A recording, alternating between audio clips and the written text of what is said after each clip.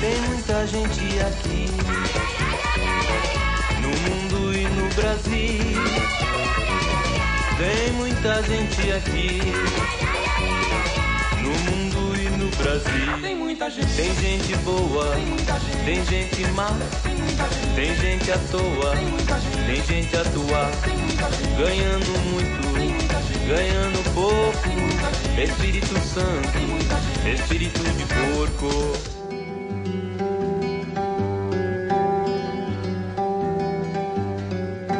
Natal, 12 de abril de 1978.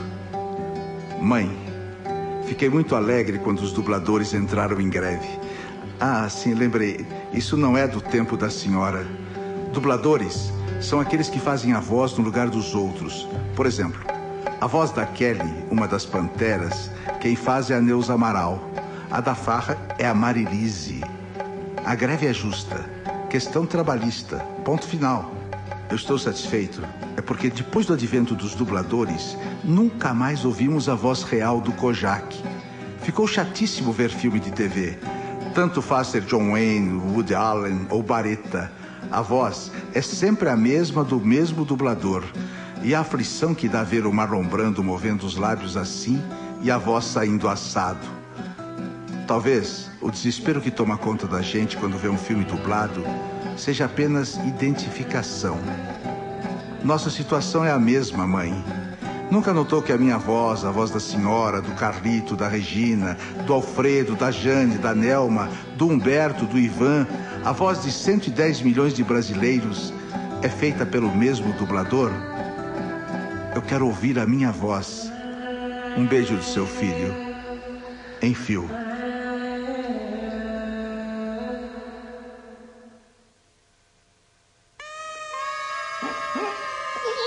Vixe, tá todo mundo aí?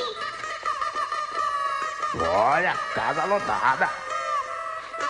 O que o Enfio tinha de muito legal, que foi um marco pra gente, sem dúvida, era o negócio de entranhar a linguagem do nosso humor em coisas populares. Ele levava a gente para passear, às vezes, assim, pela cidade.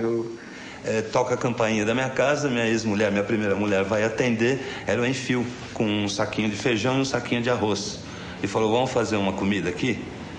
Aí, pra mim, foi uma surpresa, né? Pô, o Enfio batendo na minha porta. Era um Enfio, que era um Enfio doce, um Enfio carinhoso, um Enfio terno. Ele era muito, muito terno. E a gente conversava muito sobre coisas assim como a rua, como as árvores da rua, a amendoeira. Ele tinha um negócio que chamava de Projeto Funarte e Projeto Funai. O Projeto Funarte era assim, cultura. Vamos visitar o MASP, né? Ia todo mundo visitar, né? O Enfio tinha aquelas coisas, né, da obsessão pelo joelho da Nara, pelo pé, né? Ele tinha muito, ele era muito antenado, né? E o Projeto Funai era programa de índio. Vamos fazer programa de índio, vamos lá na Praia Grande. Mas eu acho que era um humor assim que, ao mesmo tempo que era muito agressivo, né, que tem aquela muito mordaz e tal, mas também tinha uma coisa muito amável no humor dele, né? Porque o Enfio era uma estrela do cartoon, né? Se lá em cima tiver, sabe, possibilidade de ele estar fazendo cartoon, pode estar, ele está fazendo sacanagem com Deus ou com São Pedro, com alguma pessoa.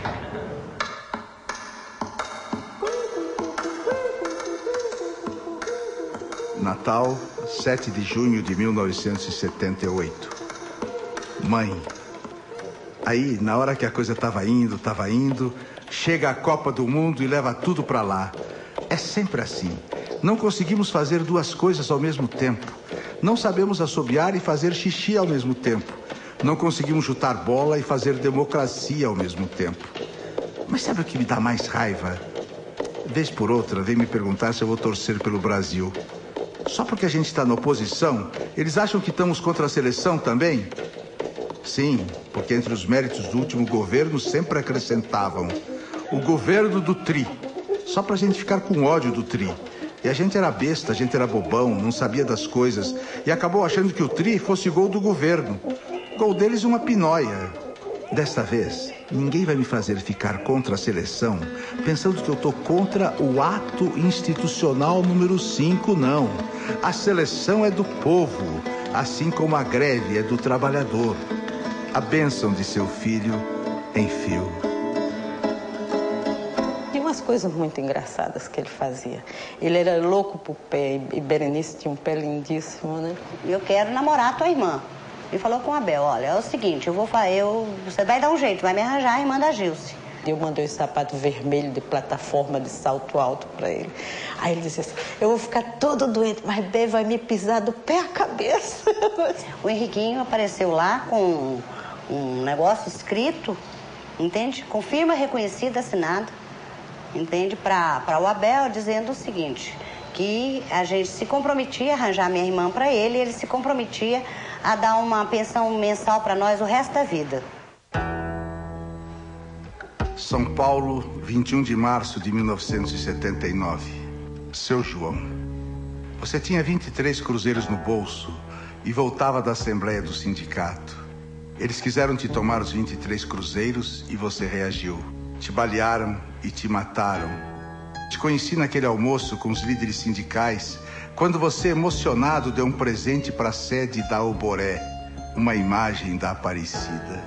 Te vi com teu sapato de 2 cores, apertei tuas mãos de eletricista e senti teu silêncio respeitoso por toda a reunião.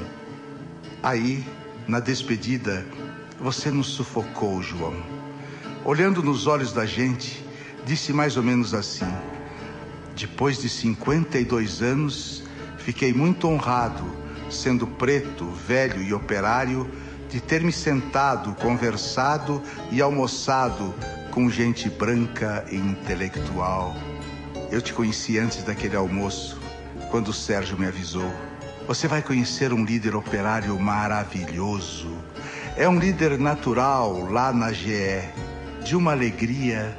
Ele chama a greve de paradeiro. Você tinha 23 cruzeiros no bolso, te balearam e te mataram. Tô com saudades, João. Enfio.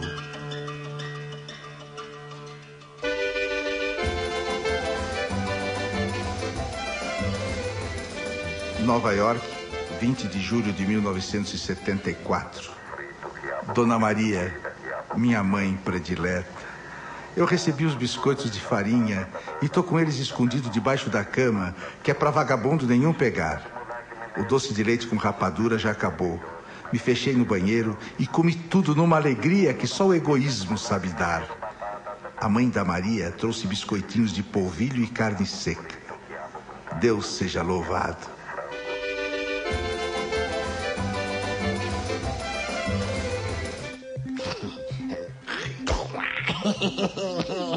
Mesmo naquele momento, era muito importante que houvesse nitidez. Era importante que se tivesse, né, bem definido, olha, quem está contra e quem está a favor da ditadura. O principal prejuízo que teve, acho que foi na época do AI-5 mesmo. Aquilo acho que foi um golpe mortal mesmo. Paradoxalmente, existia uma certa esperança, né? Aquela ideia de que uma vez vencida essa etapa, uma vez vencida a repressão, uma vez afastados os militares, a coisa ia melhorar, ia deslanchar, né?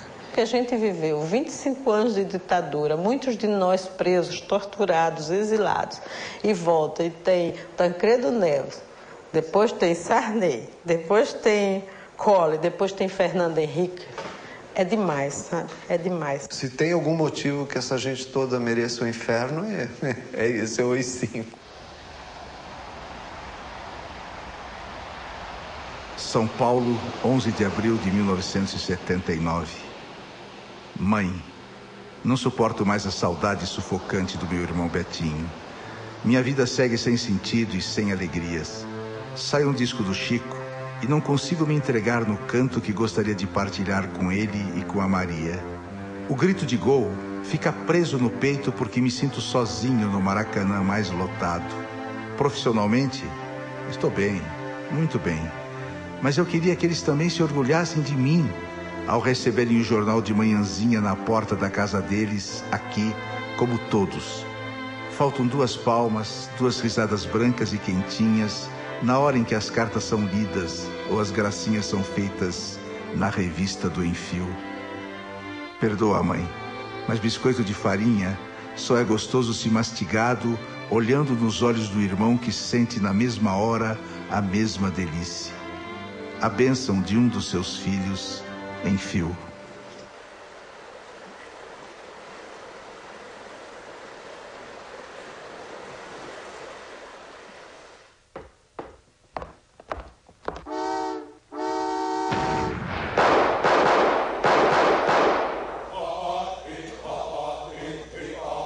São Paulo, 13 de outubro de 1982.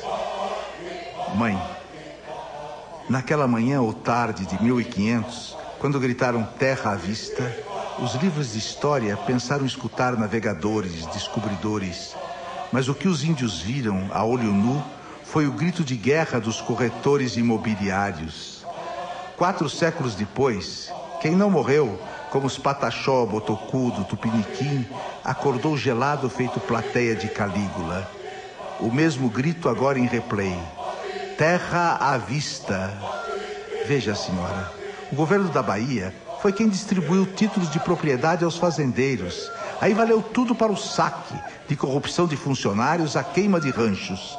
Os índios, para sobreviver, não precisam de geladeiras, TVs, videocassetes, ioiôs, ângaras, nem aspirinas. Arrancados da terra, simplesmente morrem. Estão morrendo, vão morrer. A senhora é cúmplice.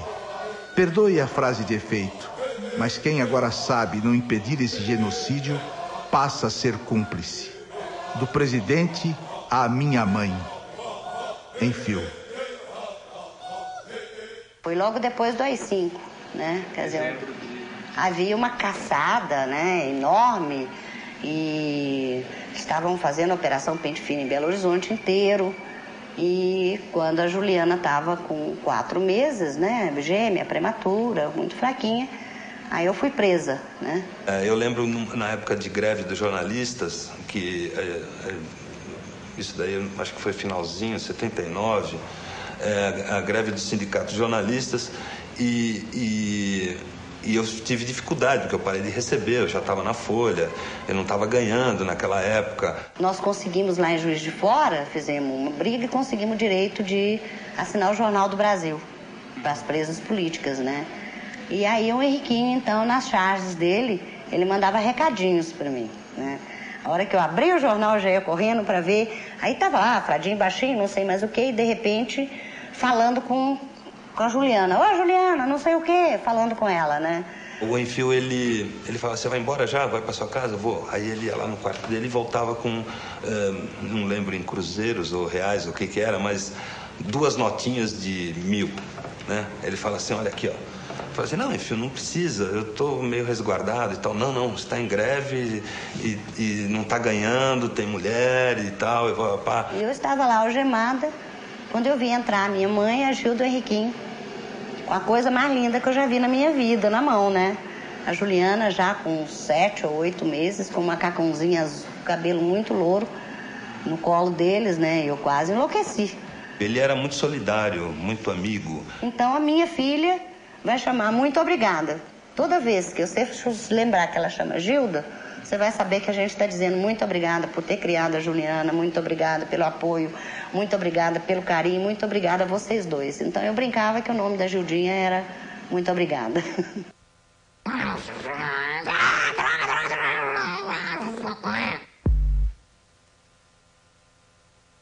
São Paulo, 1º de setembro de 1978. Eu nunca soube amar. Eu nunca soube amar a cada um. Eu nunca soube amá-los como indivíduos. Eu nunca soube aceitá-los como feios, fracos e lentos. Tragam-me um doente e não chorarei com ele. Mas me mostrem um hospital e derramarei rios e mares. Eu não sei falar e ouvir um homem, uma mulher ou uma criança. Eu só sei fazer coletivo, massa, povo, conjunto. Sou capaz de ser herói, mas não sou capaz de ser enfermeiro. Sou capaz de ser grande, mas não sou capaz de ser pequeno. Eu nunca dei uma flor, nunca amei uma pessoa e tenho amor. Dou desenhos, dou textos, escrevo cartas, sem contato manual, sem intimidade, sem entregar. Por que desenho? Por que escrevo cartas? Minha arte é fruto da minha importância de viver com vocês. Um dia vou rasgar o papel que escrevo, rasgar o bloco que desenho, rasgar até esse recado covarde e vou me melar e besuntar com vocês, tudo com o meu grande beijo. Vocês vão me reconhecer fácil. Vou ser o mais feliz de vocês. Enfio.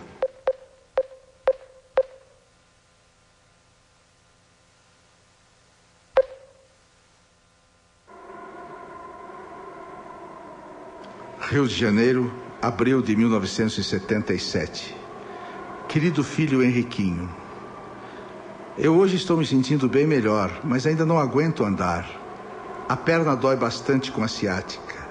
Nós aqui, igual, a não ser as saudades dos filhos ausentes. No Natal é que eu sinto mais. Eu queria tanto que seu irmão pudesse voltar. Eu chego a imaginar ele sentado na sala com todos. Eu recebi um retrato dele. Achei tão magrinho, tão tristinho. Será que esse tormento não vai acabar nunca? Tive muita esperança quando esse novo presidente entrou. Achei ele com um jeitinho bom. Eu rezo muito para o seu irmão poder voltar. Mandei biscoitos para ele pelo correio como lembrancinha de Natal. Devem ter chegado duros. Todos de casa mandam um abraço. Um beijo para a Berenice e um abraço para você, sua mãe.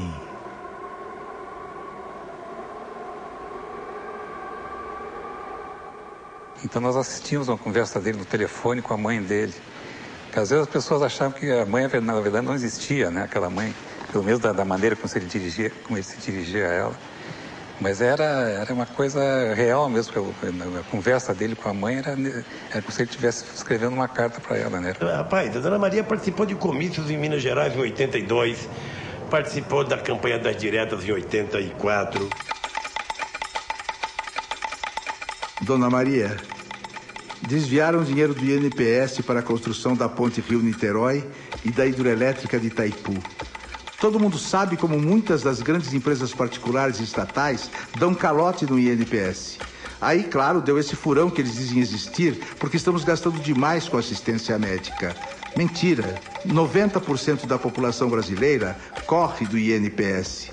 Bom, mas repetiram essa gigantesca mentira 1000 vezes e agora vão decretar o aumento da nossa contribuição para 10%. Vamos lá, gente. O povo acaba de decretar um aumento de 10% nas doenças. Viva a tuberculose! Viva a meningite! A bênção do seu Perebinha em fio.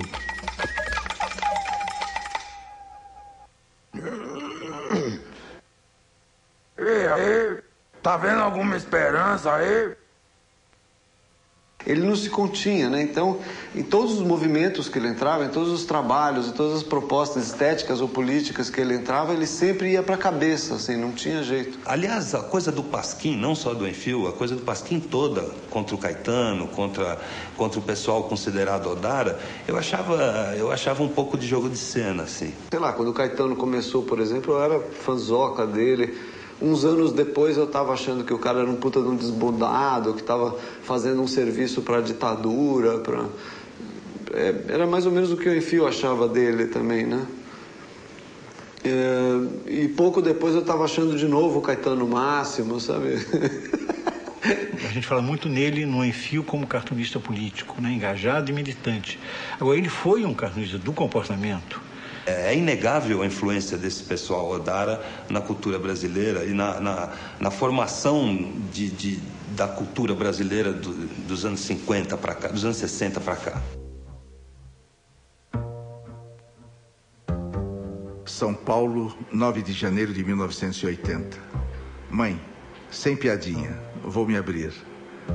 Eu tenho acordado de uns 6 meses para cá sem ânimo, sem esperança, sem vontade de brilhar, de lutar, de mudar a Lucinha, o Brasil, o mundo, o universo. Muitas noites eu não durmo, assombrado, pensando assim, tô ficando velho, é isso. Talvez o pessoal Odara tenha razão e eu já seja coisa antiga. Passo então a pensar angustiado em como enfrentar minha velhice, tomando fortificantes, complexo B, mudando meu guarda-roupa. Bom, de repente, eu percebi que o Mano Betinho e a Maria também estão de farol baixo. Aí, anteontem, pego o jornal e vejo o resultado da pesquisa Gallup, que dizia que 71% dos brasileiros estão pessimistas. Há uma epidemia de desânimo e impotência assolando o país nesse exato momento. O atual sistema para governar nos fez pessimistas. E pessimista não dorme, não faz amor, não faz partidos, não incomoda, não reclama, não briga. Que diabo de país é este? Pessimistas de todo o Brasil, Univos. Somos a maioria. As ruas em fio. Um marinheiro me contou que a boa brisa lhe soprou, que vem aí bom tempo. E o Enfio já era uma pessoa diferente. Se você conversava com ele passava o dia olhando tudo assim. Ele olhava seu sapato, olhava sua calça. Ele tinha a consciência também de finitude, eu acho que batia no Enfio, como batia no Betinho, aquela coisa de sabia, aquilo não é uma impressão de que ia morrer antes da hora, né? Enfio morreu com 43 anos, ele morreu jovem, morreu garoto. Sobre maconha, por exemplo, né? Eu lembro uma coisa que vai ser curioso contar aqui. Eu lembro a primeira vez que ele deu um pauzinho com a gente, né? Ele dava risada como se fosse um garoto experimentando algo muito gostoso, assim. A impressão que ele tinha muita pressa de fazer as coisas, pressa em relação ao Brasil. São Paulo, 26 de dezembro de 1979. Mãe, aqui estou eu, em mais um Natal, fazendo desta carta meu sapato colocado na janela. Eu fui bom este ano, mãe. Eu acho que eu fui muito bom. Eu fui solidário com todos os meus irmãos Betinhos. Fiz greve com todos os Lulas. Quebrei Belo Horizonte como todos os peões.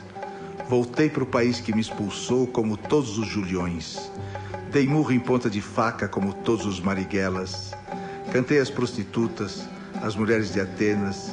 E joguei pedra na Geni como todos os Chicos Buarques. Aspirei cola como todos os Pichotes. Fui negro, homossexual, fui mulher, fui Herzog, Santo Dias e Lida Monteiro. Fui então muito bom este ano, mãe. Aqui está minha carta, sapato. Vou fechar os olhos, vou dormir depressa. Esperando que meia-noite todos entrem pela minha janela, me façam chorar de alegria. Que eu quero viver a bênção em fio.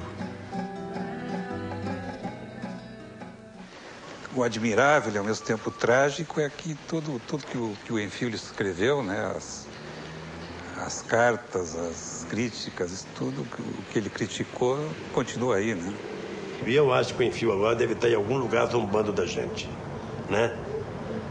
Deve estar dizendo, porra, Lula, você não disse tudo o que tinha que dizer, ou você está mentindo a meu respeito. Mas alguma sacanagem ele deve estar fazendo. Como eu acredito em outro mundo, eu sei que ele está lá.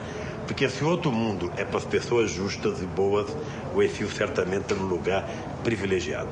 Eu sentia, quando eu encontrava com o Enfio, depois que melou tudo, eu sentia um carinho dele, assim, até no olhar. E eu também tinha por ele, bastante, né? Mas eu não sei por que a gente não conseguiu resolver isso antes da morte dele, né? Foi a última vez que eu vi mesmo, foi no apartamento dele, eu fui visitar, ele estava muito doente, estava muito mal, estava falando pouco e falou pouca coisa comigo, assim, trocou só umas impressões e tal. Mas ele foi a minha primeira grande perda na vida, assim, dolorosa, que eu senti.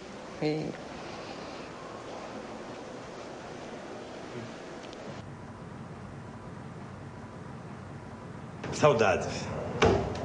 Muita saudade do Enfio.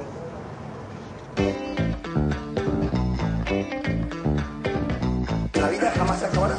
Yo digo que se va a acabar, pero yo creo que nunca la vida se acaba. Rio, 6 de abril de 1977. Meu filho, eu faço votos que você esteja com saúde e feliz.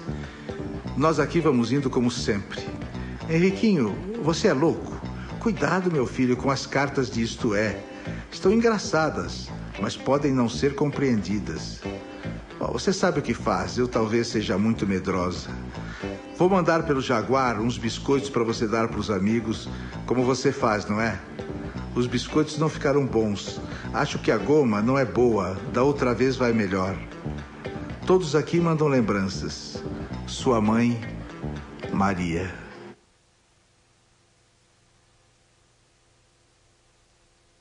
Vocês não têm o direito de fazer nada ligado ao Enfio que seja triste. Nada.